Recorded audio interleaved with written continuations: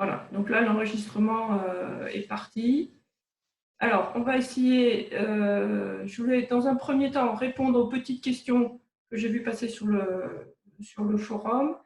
Et puis après, il y a beaucoup de questions sur les nuages. Et vous avez été très actifs sur le groupe Facebook. Donc, je voulais m'appuyer sur toutes les photos que vous avez publiées et qu'on les commente ensemble. Alors, pour les petites questions, alors, je vais partager mon écran. Tac. Voilà, est-ce que tout le monde voit mon écran là? Ouais, ok, super. Donc, il y a des petites questions sur des quiz. Pourquoi j'ai que 18 sur 20 au quiz? Bon, alors déjà, si vous n'avez que 18 sur 20, ce n'est pas très grave. La plupart du temps, c'est parce qu'il y a plusieurs réponses à une même question. Et pour avoir la totalité des points, il faut cocher toutes les bonnes réponses. On ne vous donne pas de corriger du quiz, parce qu'en fait, vous avez vu le choix pédagogique qu'on a fait, c'est de vous laisser la possibilité de le refaire plusieurs fois. C'est pour ça qu'on ne vous donne pas la correction. Mais encore une fois, vous pouvez le faire plusieurs fois. Sur les badges, alors comment savoir où j'en suis dans mon badge? Il faut cliquer sur badge, là. Et puis cliquer ici pour voir les badges obtenus. D'accord. Donc là, par exemple, le premier badge est en cours. Autre solution, vous avez les petits onglets à droite et vous avez les badges de l'espace de travail. On retrouve la même chose. Voilà pour les petites questions. Qu'est-ce qu'il y avait d'autre comme petites questions? Est-ce qu'on pourra avoir les supports du cours? Alors, non, on ne vous donnera pas les supports du cours parce qu'en fait, on n'a pas tellement envie que ça parte dans la nature du cours. Par contre, c'est pour ça qu'on a fait à chaque fois des fiches de synthèse pour chaque cours que vous pouvez télécharger, où il y a les trois principales diapos, et là, par contre, vous pouvez les télécharger. Voilà pour les petites questions techniques sur la plateforme. Est-ce que Olivier, t'en as repéré d'autres, des questions techniques là, sur la plateforme auxquelles on répondrait maintenant? Non, non, là, enfin, il n'y a rien qui me revient de prime abord. Là, il y a des questions qui tombent un peu sur le chat à côté. Je pense que tu y reviendras. D'accord. Comment avoir le corrigé de nos copies? J'ai regardé sur le forum, mais ça ne m'a pas aidé. Ouais, donc bon, voilà, mais Claire a répondu. Bon, voilà. Oui. Ok. Alors, si on en vient à notre problématique de la première semaine sur les nuages, alors il y a plusieurs questions. Une question qui revient, c'est comment évaluer l'altitude des nuages? Évidemment, c'est compliqué ça. Bon, c'est difficile. Il faut se dire qu'on ne fait pas, nous on navigue, je dirais, au ras du sol, hein, on ne fait pas de l'avion, donc on n'a pas besoin d'être très précis. C'est intéressant pour nous de comprendre ce qui se passe globalement, mais on n'a pas besoin d'être très précis. Alors, plusieurs éléments. Donc nous on distingue globalement un bas, moyen, haut, vous avez vu, ça nous suffit. Alors il y a quelques éléments qui peuvent nous aider. Si je mets par exemple le cours, vous savez, pour distinguer les cirrocumulus des altocumulus, il y a l'histoire du doigt tendu. Hein, on tend le bras et si le nuage se cache derrière un seul doigt, eh bien, on est plutôt à l'étage haut. Par contre, il faut mettre 3 doigts une fois le bras tendu pour cacher le cumulus. On est plutôt à l'étage moyen. Ça, c'est un moyen assez simple. Voilà. Un autre élément qui peut être intéressant. Ah oui, alors attendez, en fait, là, vous ne voyez pas. Il faut que je vous mette là l'écran. Voilà. Là, vous voyez? Ouais. Ah, d'accord. Ouais, parce que je navigue entre les deux écrans. Voilà, il faut que je mette là. OK. Donc, ça, c'est une solution. Il y a une autre solution qui est intéressante, c'est de regarder l'aéroport près de chez vous. souvent ils indiquent la hauteur des nuages. Alors pour ça, on peut aller dans Météo NVSN. Donc vous avez le lien dans la médiathèque, je ne sais pas si vous voyez là. Je clique sur les prévis météo. Voilà. Et là, dans les observations, alors il y en a beaucoup, mais moi j'utilise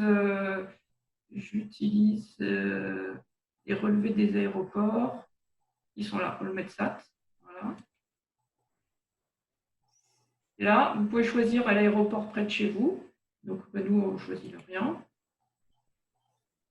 Et ils nous disent les observations et la hauteur des nuages. Donc, par exemple, il y avait de la brume ce matin à Lorient, donc on était à 300 mètres. On peut regarder en Méditerranée, où je crois que c'est assez nuageux en ce moment, si je ne me trompe pas. Hop. Marseille, par exemple.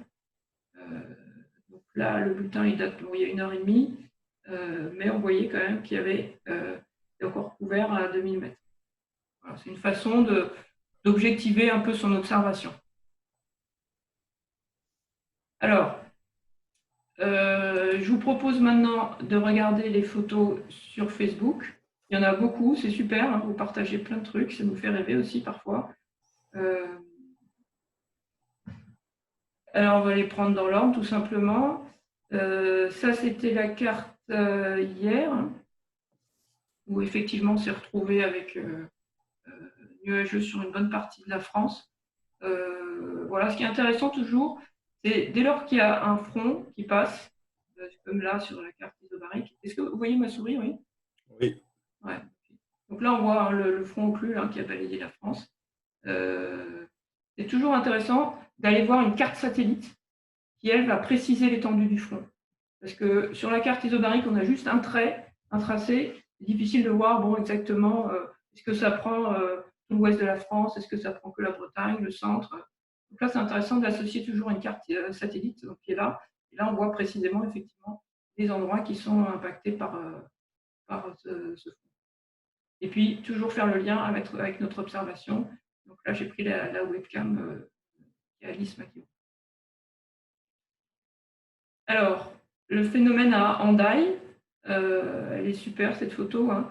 On voit une masse nuageuse qui arrive. C'est des phénomènes assez connus hein, pour ceux qui habitent sur la côte basque.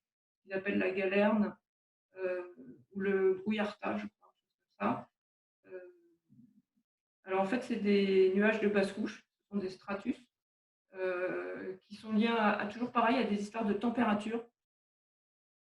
Alors là, on parle de brouillard d'advection. Alors, c'est pas tout à fait ça, hein, ça y ressemble, mais c'est pas tout à fait ça. Là, je regarde dans le commentaire. En réalité, l'histoire, c'est qu'il a fait chaud sur le nord d'Espagne hein, la semaine dernière, comme ici, et avec un vent donc plutôt secteur sud, qui a ramené sur au large des côtes basques, de l'air très chaud, qui s'est chargé en humidité au-dessus de la mer. Donc on avait de l'air chaud humide et après quand il y a une rotation de vent à l'ouest, à ce moment-là ça ramène de l'air froid et donc ça refroidit cet air chaud humide au-dessus de la mer donc cet air froid cet air chaud humide se refroidit, se condense et ça donne cette masse nuageuse qui arrive d'un coup et qui est très impressionnante sur les côtes basques. Surtout qu'en général, ce passage à l'ouest, c'est du vent un peu plus fort qui vient se canaliser en plus sur les chaînes des Pyrénées. Et donc, souvent, c'est associé à du vent. C'est un phénomène assez impressionnant. Mais ce sont bien des stratus, hein, on voit qu'ils c'est des nuages en basse couche.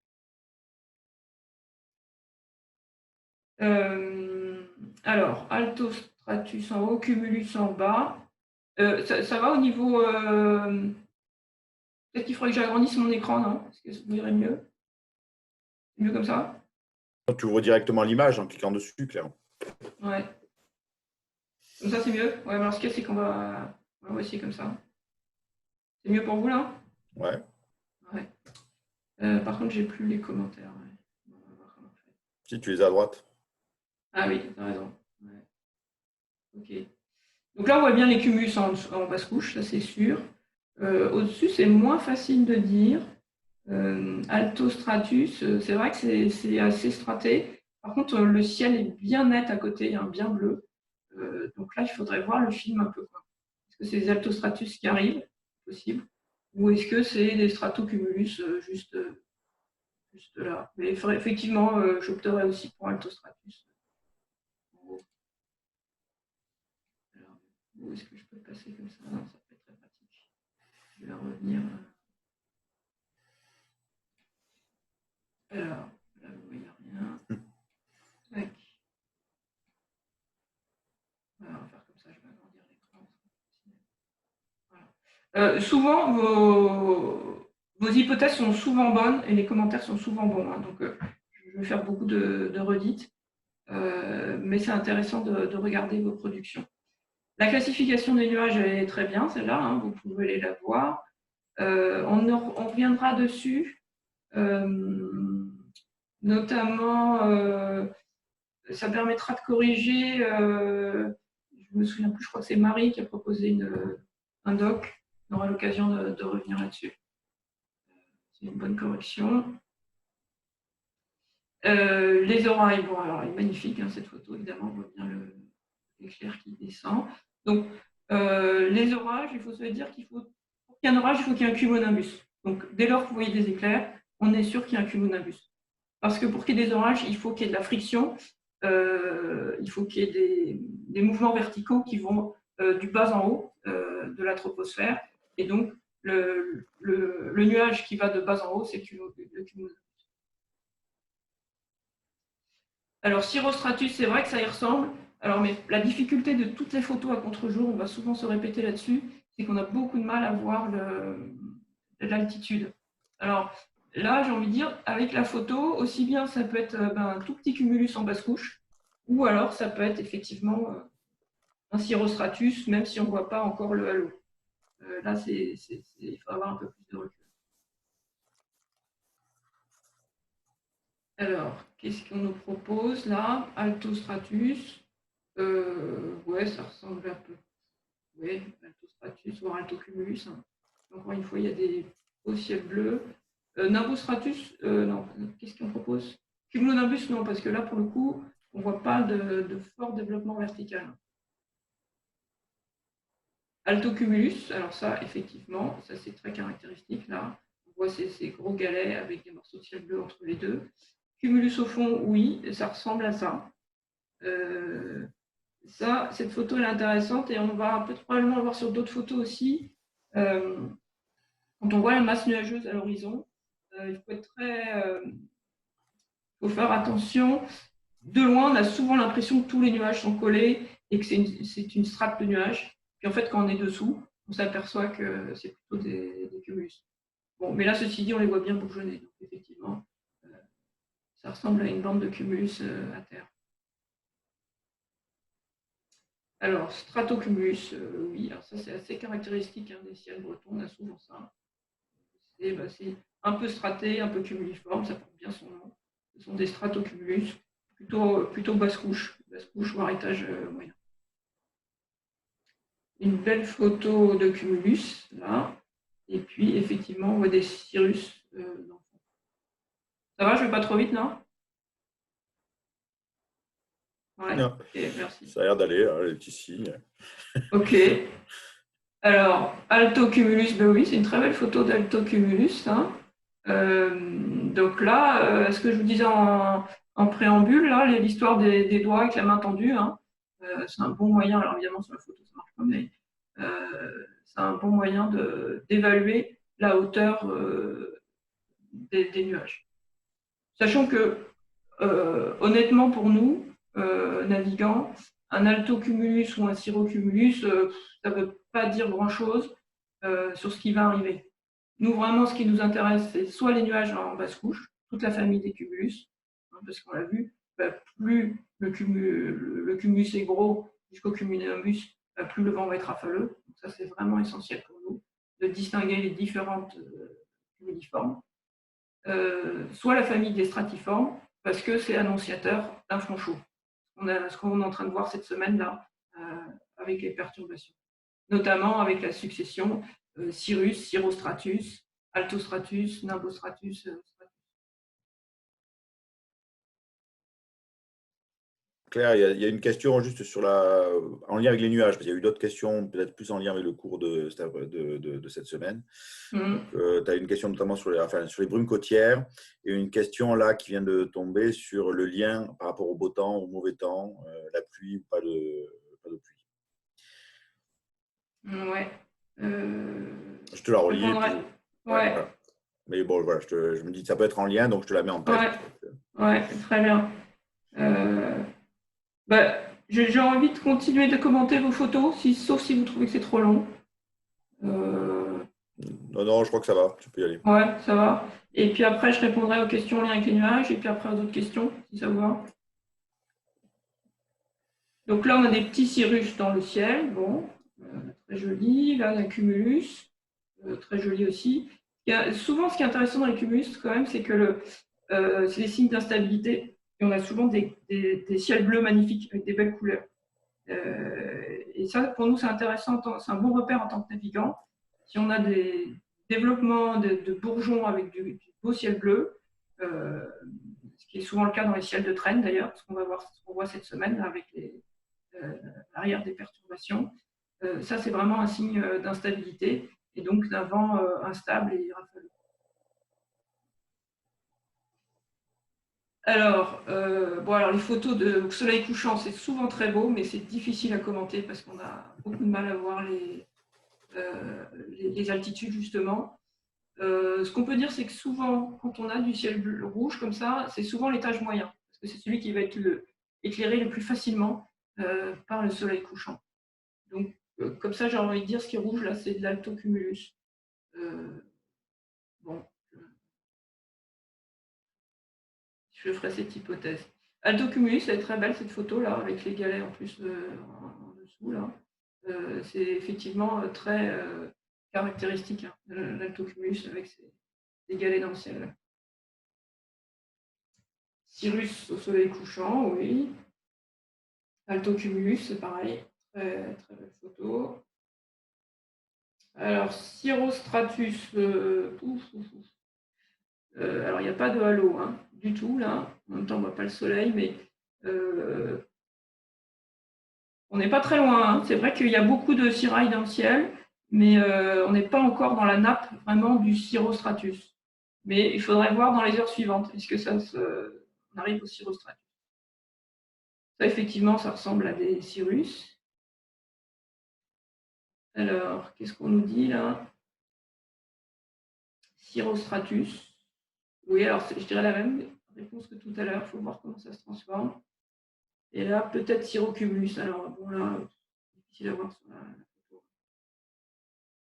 Claire, juste une question, du coup, peut-être que quand tu parles de comment ça se transforme, c'est-à-dire que ce serait quoi les hypothèses, les différents scénarios de transformation que tu pourrais avoir? Oui, c'est que ça devienne une nappe. Un cirrostratus, c'est vraiment tout le ciel qui est couvert en nappe de nuages. Voilà. Et si ça ne se transforme pas, et si jamais il n'y a pas cette transformation-là, ça voudrait dire quoi? Ça voudrait dire que c'est un peu des cirrus un peu isolés, quoi. C'est toute la question hein, des perturbations qu'on voit cette semaine.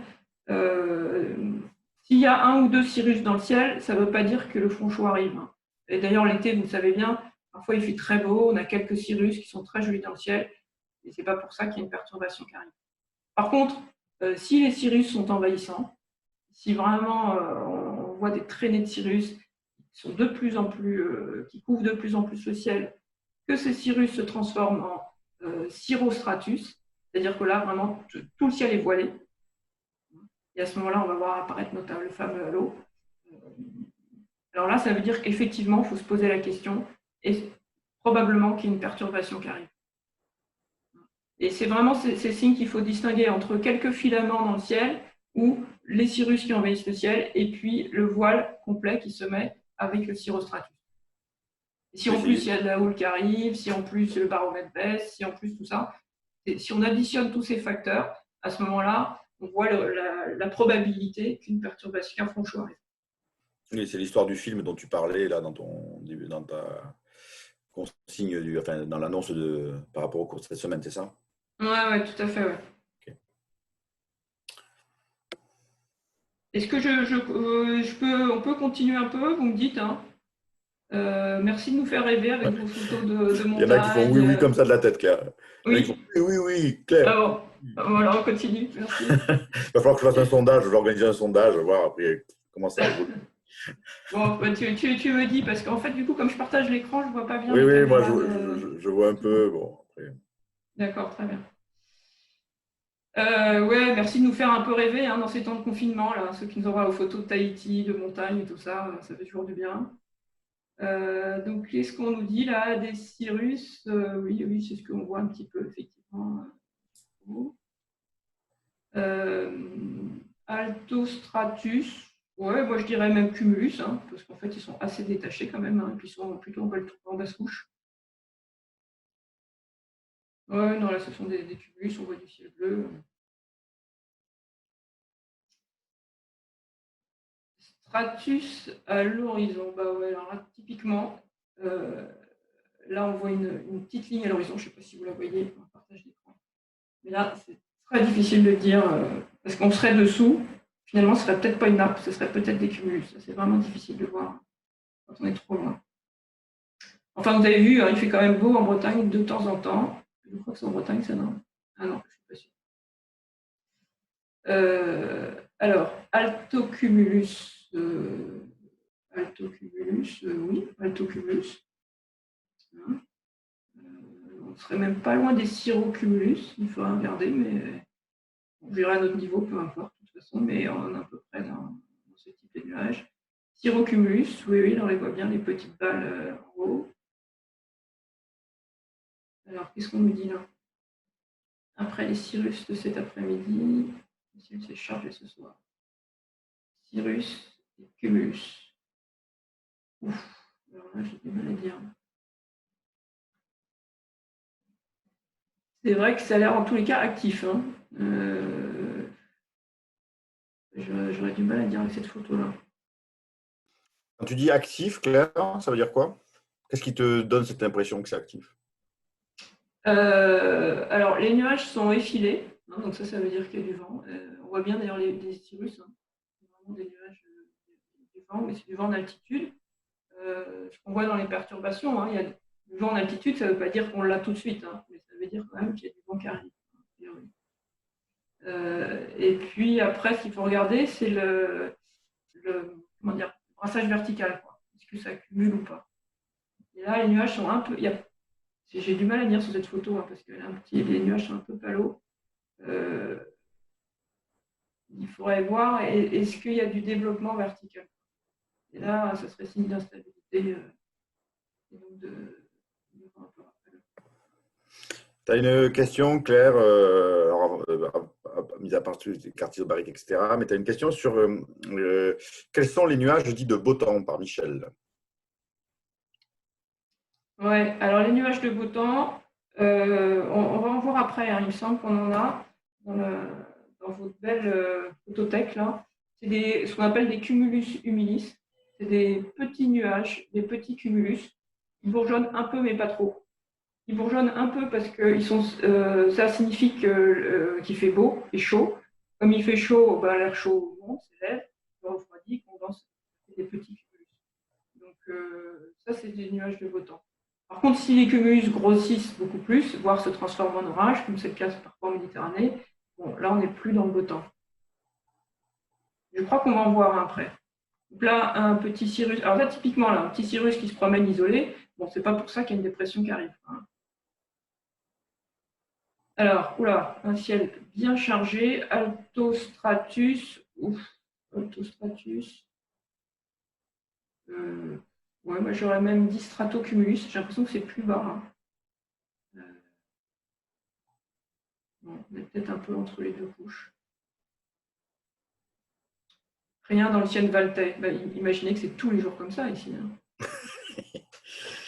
Ça a changé là. Ouais, ça a changé aujourd'hui, hein, c'est pas ça. Cirrus, bah oui, ils sont très jolis ceux-là.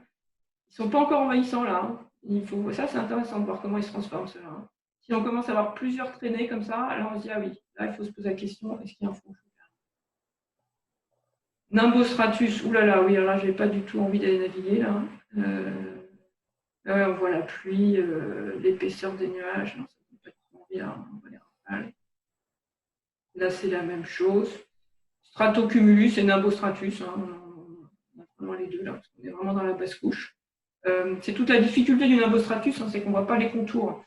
Donc, on peut être dans une couche de stratocumulus, et puis c'est un peu plus sombre, et là, on est sous le nimbostratus. On ne voit pas ce qui se passe au-dessus. Il faudrait là, pour le coup, être en avion pour voir l'épaisseur du nuage au-dessus.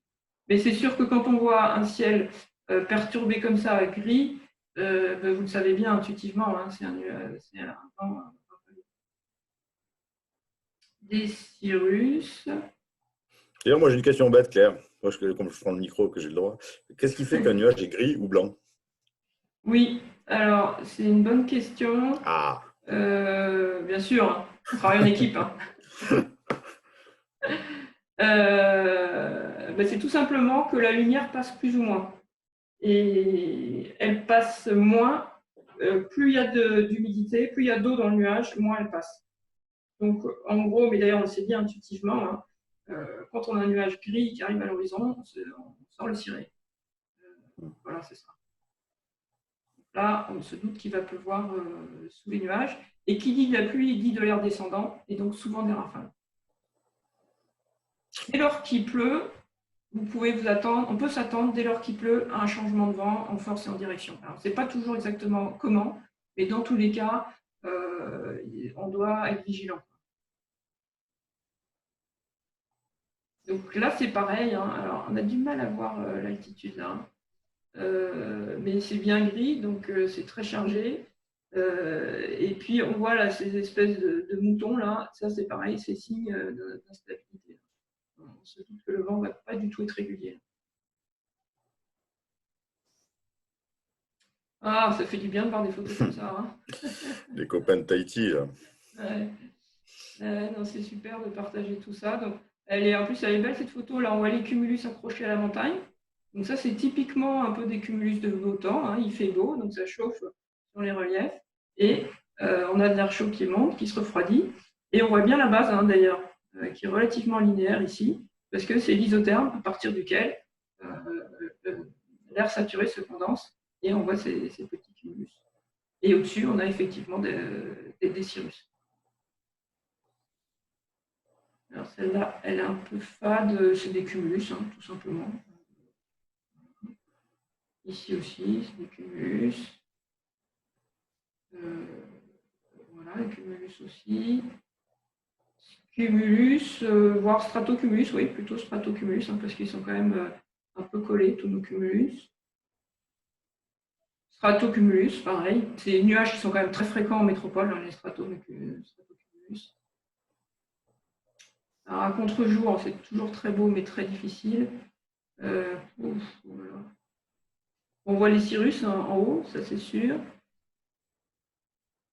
Je dirais Altostratus, là, l'étage moyen, ça a l'air quand même bien chargé en nappe, et bien couvert. Mais c'est difficile. Alors, en tout cas, c'est sympa de nous faire rêver, là. On puisse aller naviguer un peu. Voilà. Voilà, c'est probablement un cumulus. Alors ça, c'est intéressant, c'est un cumulus qui est en développement, là. Donc ça, c'est typiquement, il faut regarder ces nuages-là. Parce que soit il va assez vite mourir, il ne va rien se passer, soit 20 minutes plus tard, et ça va faire un beau chou-fleur. Et là, il faut se méfier. Alors ça, on en a eu pas mal, hein, des altocumulus.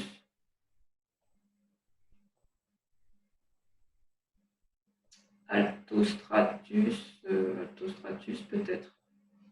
C'est difficile à voir, mais en tous les cas, c'est vrai que c'est une nappe. Donc ça fait penser à du stratiforme.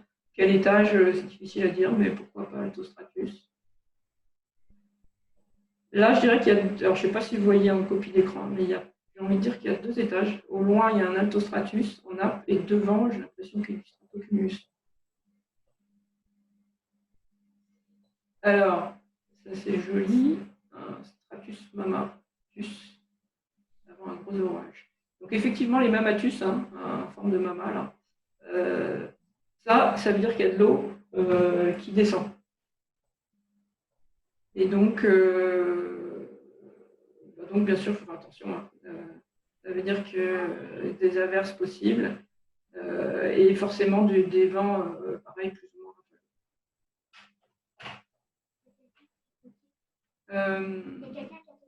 Oui, attends, je suis en visio là. Pardon. Alors, Cirrostratus. Cirrostratus. Ouais, j'arrive pas à voir. Hein. Stratocumulus. Probablement les stratocumulus en basse couche là. Après, au-dessus, difficile hein, contre-jour. Hein. Pourquoi pas? On dirait une nappe, effectivement. Pourquoi pas? Ah, cette photo, elle est belle, oui. On voit bien les grains. Alors là, on voit la ligne de grain, caractéristique. Et on voit, elle est sympa cette photo parce qu'on voit bien le développement vertical. Voilà. On voit bien que c'est sombre en dessous, hein, pour répondre à la question tout à l'heure. Et on voit la pluie dessous. Donc elle est vraiment bien caractéristique d'une ligne de grain avec un téléphone là, ici, hein.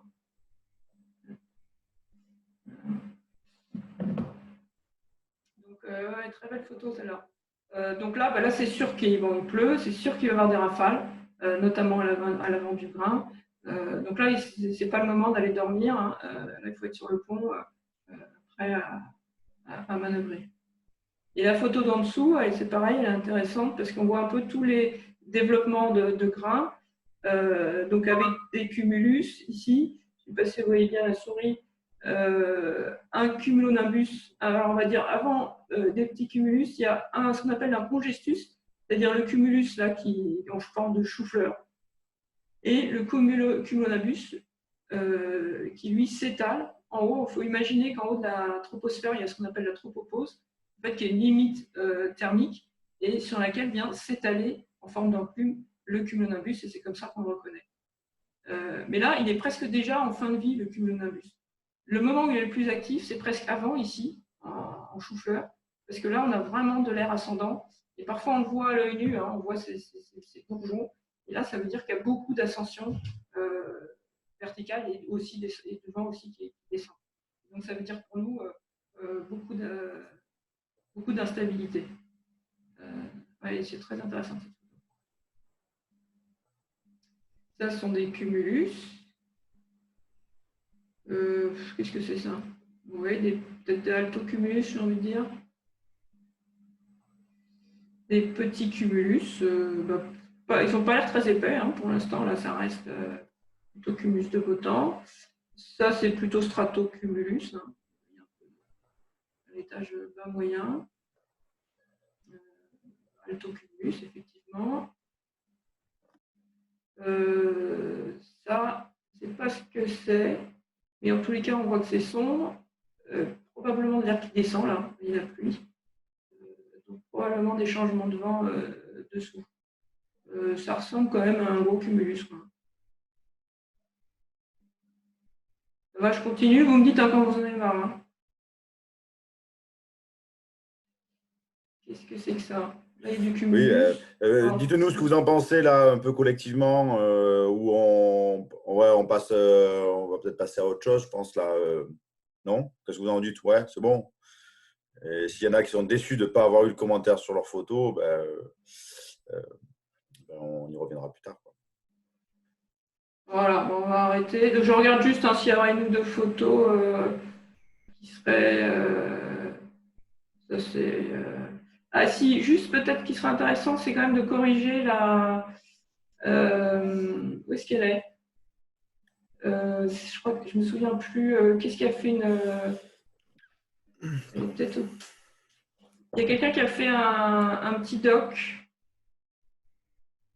C'est quand même intéressant de la corriger. On va passer à autre chose. Où est-ce qu'elle est?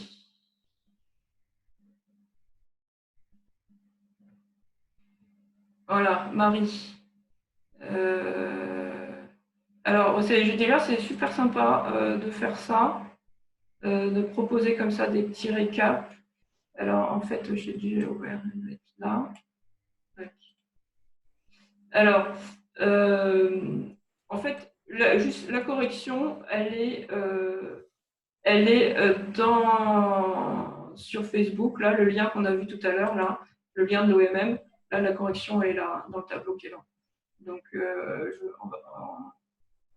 mais juste, je voudrais faire 2-3 commentaires. Non, pardon, c'est pas ça. J'ai trop de choses ouvertes. Celui-là, voilà. Donc, si je veux mettre en plus gros. Non, ça va. Voilà. Juste 2-3 petits commentaires. Le cumulonimbus, c'est le nuage qui prend toute la troposphère, donc il va de bas en haut. Et c'est-à-dire que finalement, au-dessus, il y a très peu de nuages. Il y a des nuages, hein, mais il y en a très peu, et qu'on n'étudie pas tellement en météo. C'est-à-dire qu'en fait, les cirrus, il faudrait le mettre dans le prolongement ici de l'enclume. Et souvent, c'est ça d'ailleurs. On a des cumulonimbus, et puis on a des petits cirrus comme ça qui traînent dans le prolongement. C'est-à-dire que les nuages hauts, là, il faudrait soit remonter la tête du cumulonimbus, soit descendre un peu les nuages. En fait, il faudrait remonter le cumulonimbus, que je vois l'échelle là. Donc voilà. Le nimbus stratus, il faudra le remonter un petit peu, parce qu'il est étage bas moyen. Il n'est pas du brouillard, hein, il est un petit peu au-dessus. Et puis, il est un petit peu plus épais, hein, il va jusqu'à l'étage. Sinon bah, c'est super d'avoir fait ça. Voilà, merci. Et donc, Claire, par rapport à ça, il y avait une question, à mon avis, qui peut aller dans une question de Frédéric. Pourquoi on a la présence de traînées derrière les passages d'avions? Pourquoi c'est lié, ça? Pourquoi l'avion fabrique des nuages? Oui, les quotas. Alors, en fait, c'est tout simplement, c'est que pour faire un nuage, il faut de l'humidité. On l'a vu. Et il faut, et puis souvent, il faut que la masse d'air se refroidisse pour une raison ou pour une autre, hein, parce que l'air froid contient moins d'humidité, donc ça condense. Mais pour que ces condensations puissent se faire, il faut aussi que les gouttelettes d'eau puissent s'agglomérer autour de poussière. C'est pour ça que vous savez, l'environnement salin est très humide, parce que justement, tous les cristaux de sel sont des très bons, ce qu'on appelle des noyaux de condensation, des petites poussières autour desquelles peuvent s'agglomérer des gouttelettes d'eau. C'est pour ça qu'il faut faire sécher ses vêtements, par exemple. On commence par les dessaler pour justement enlever ces petits cristaux de sel. Mais les costras, c'est un peu la même chose, c'est-à-dire que l'avion rejette plein de petites poussières, et il suffit qu'il y ait un peu d'humidité dans le ciel pour que, à ce moment-là, il y a un peu de condensation qui se fait derrière ces nuages. Derrière les avions. C'est pour ça qu'on a ces traînées. Alors, comment les utiliser pour nous, c'est pas très facile, parce que ce qu'on peut se dire quand même, que si un quota ne se dissipe pas, ça veut dire qu'il n'y a pas de vent en altitude. Donc ça peut être quand même une indication, notamment quand il y a des perturbations qui arrivent. Par contre, si le quota se dissipe vite, ça veut dire qu'il a été balayé par le vent. Donc, on peut se dire ça, mais après savoir à quelle altitude est le nuage, c'est quand même difficile. Donc, ok. Sinon, bon, là, tu as eu une question, mais peut-être sur la fin, sur quel site web pouvez-vous nous recommander pour approfondir nos connaissances? Bon, est-ce que tu as des sites oui, alors, je vais repartager l'écran.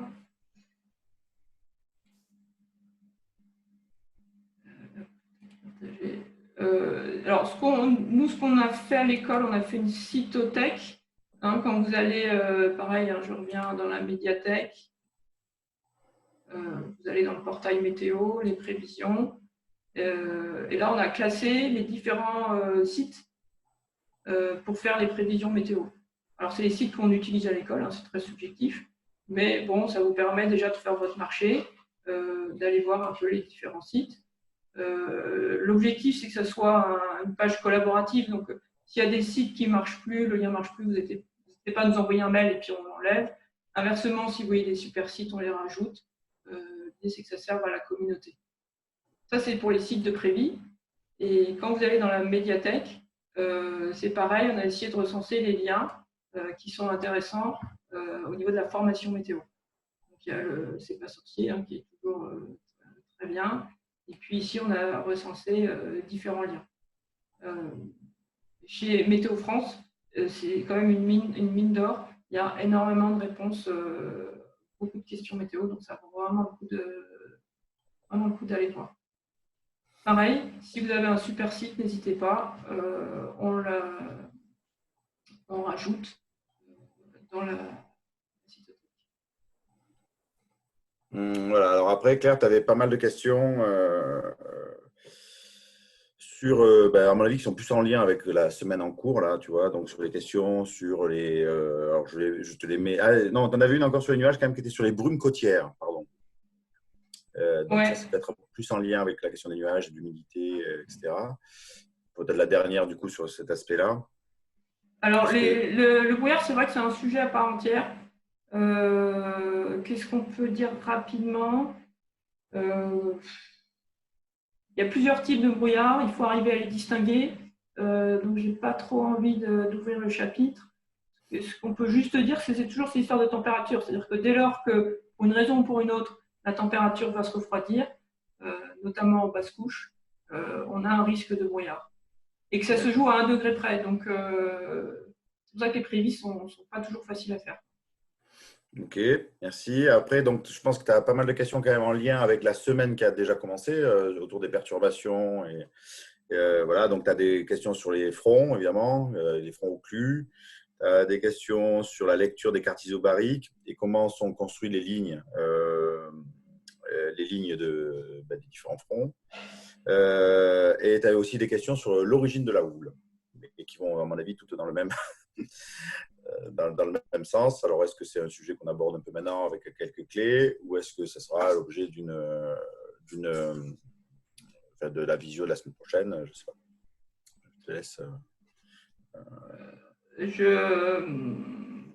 On peut répondre très rapidement. Et puis, effectivement, on passera plus de temps sur ce point-là la semaine prochaine quand tout le monde aura vu l'ensemble des cours sur les perturbations. Très rapidement, les cartes isobariques. Tout ce qui est isobar, c'est tracé par les modèles numériques à la machine. Voilà. Par contre, les fronts, aujourd'hui, sont tracés à la main par le météorologue. Et ça, c'est intéressant parce que c'est sûr que suivant le météorologue, suivant son lieu d'origine, il va prendre moins d'attention. C'est sûr qu'un Américain qui trace un front sur l'Europe, si c'est à Rennes ou à Brest, il ne va pas prêter beaucoup d'attention. Par contre, si c'est fait par un Français, voire par un Breton, là, il va vraiment prendre le temps de savoir où est-ce qu'il place son front. Donc, ça vaut toujours le coup de regarder une météo nationale là-dessus, ou au moins dans un pays assez proche. On passera plus de temps sur les fronts, bien sûr, dans la prochaine visio. Et sur les fronts occlus, ce qu'on peut dire rapidement, la marque du front occlus, c'est la pluie, en général. On a vu hier chez nous, la pluie toute la journée. Voilà, rapidement, on peut dire ça. C'est plutôt la fin de la vie d'une perturbation, mais attention, il peut y avoir encore beaucoup de vent dans les fronts. Ce n'est pas le cas hier, mais il peut y avoir encore.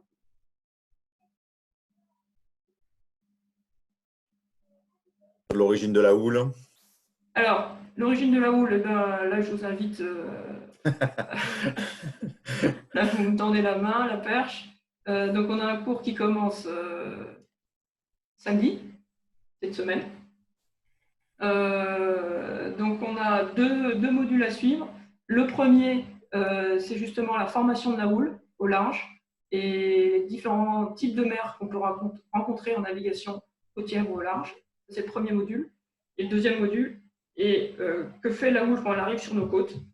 Et donc là, c'est vraiment quelles sont les conditions de surf à la plage et en navigation, comment choisir un bon mouillage et éviter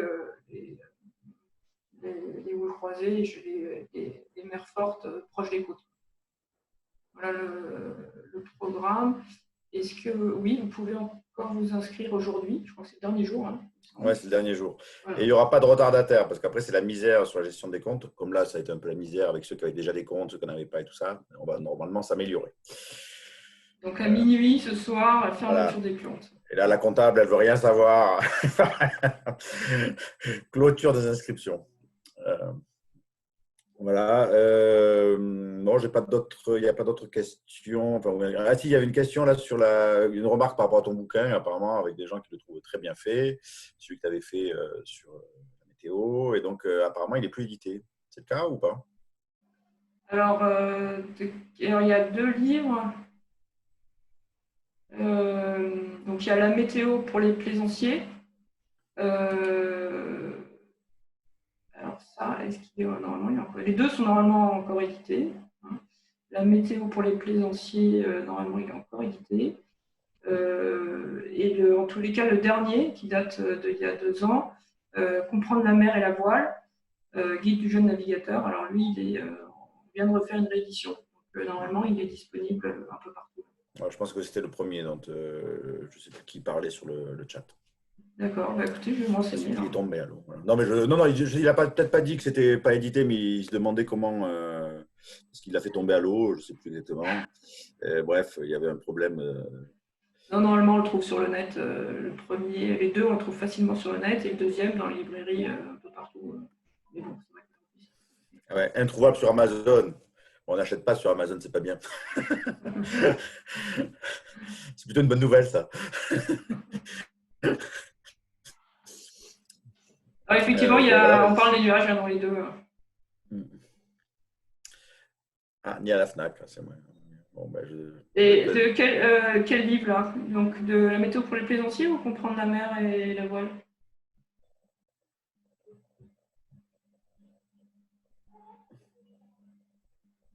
Bon. Non, mais c'était. Voilà. Donc, c'est a priori trouvable. Enfin, en tout cas, tu regardes clair si jamais. Ouais. Est-ce qu'il y a des dernières questions? Quelqu'un qui voudrait prendre la parole sur un sujet particulier? Non, ça vous va? Est-ce que ce type de visio, ça vous va? Ça correspond à ce que vous attendez? Alors, vous avez le droit à mettre le pouce. Pouce vers le haut, c'est OK. Et clap, clap, clap, c'est pas terrible. Bon, OK. Bon, ben super. Ben voilà, je crois qu'on va conclure, Claire, non? Enfin, je sais pas. Ouais. Alors, prochain rendez-vous, on va se donner un rendez-vous pareil le mardi à 11h30, là, si ça vous va. Donc, on fera une dernière visio mardi prochain. Et donc là, on parlera un peu plus effectivement des fonds. On fera, comme on a fait là sur le nuage, on fera un petit bilan sur la carte isobarique et les fonds. Ah oui, il y avait une question, Claire, aussi sur l'accès ensuite à la fin de la formation quand même. Bon, ça, on pourra en parler la semaine prochaine, mais sur les ressources, etc. Donc non, sauf erreur de ma part, en gros, une semaine après la fin du cours, on arrête l'accès. La question, c'est l'accès ensuite au forum ou pas, mais voilà. Ouais, on verra. Et normalement, sur la question aussi au début, quand on disait les cours ne sont pas téléchargeables, effectivement, parce qu'il n'y a pas d'envie que ça parte dans tout l'univers. Voilà. Par contre, les fiches de synthèse sont téléchargeables. Les fiches de synthèse de chaque cours. Voilà. Ah, est-ce qu'on a les stats des résultats sur le badge 1, Claire? 179, là, je regarde en même temps. 179, vous êtes à l'avoir eu. Ah oui, donc c'est ce que on mettait dans l'annonce qu'on nous a postée hier. Donc ceux qui veulent avoir les badges, il faut se dépêcher pour rendre votre copie, là, si ce n'est déjà fait, sur le premier atelier nuage. Et corriger aussi les copies des autres. Aura-t-on accès à la médiathèque à la fin du cours? Il faut qu'on n'en ait pas là aujourd'hui, on va voir ce qu'on peut vous paramétrer. Mais la médiathèque, elle est accessible de toute façon. Oui, en plus, c'est vrai. La médiathèque, de toute façon, sur le portail météo, elle est accessible. Voilà. On vous donnera le lien parce qu'effectivement, on se perd dans les méandres numériques de partout, mais la médiathèque, elle est toujours accessible sur le portail météo de Claire. météo.unvsn.fr. Donc là, tout est en accès libre et dont la médiathèque.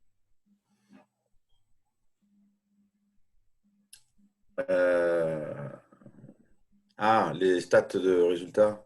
Ça, je ne sais pas. On n'a pas regardé dans le détail. C'est quoi la question? Je ne comprends pas. Ben, c'est quelles sont les notes? Ah, les notes. Les notes des quiz, elles sont vraiment bonnes en général.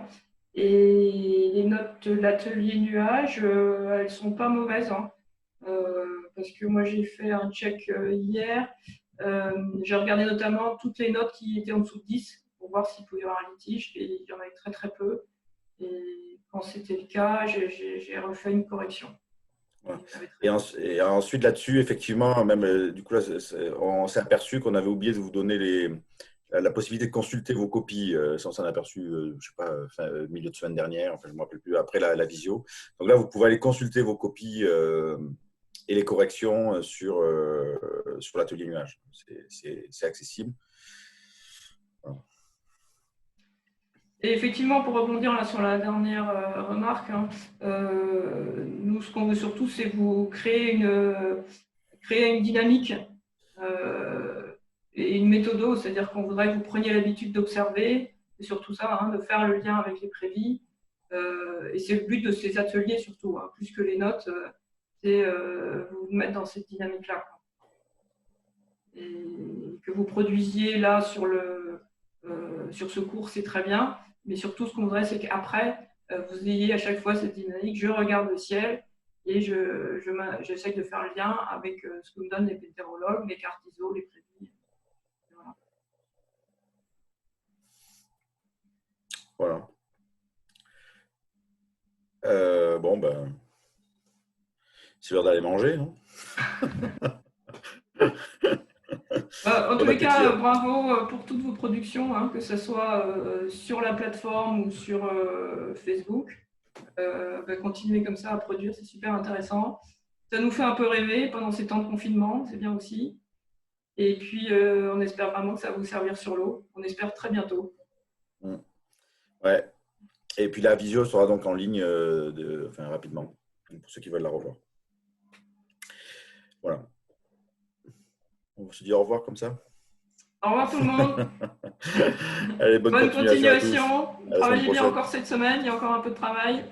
Et puis à très bientôt. Ouais. Bonne semaine. Salut.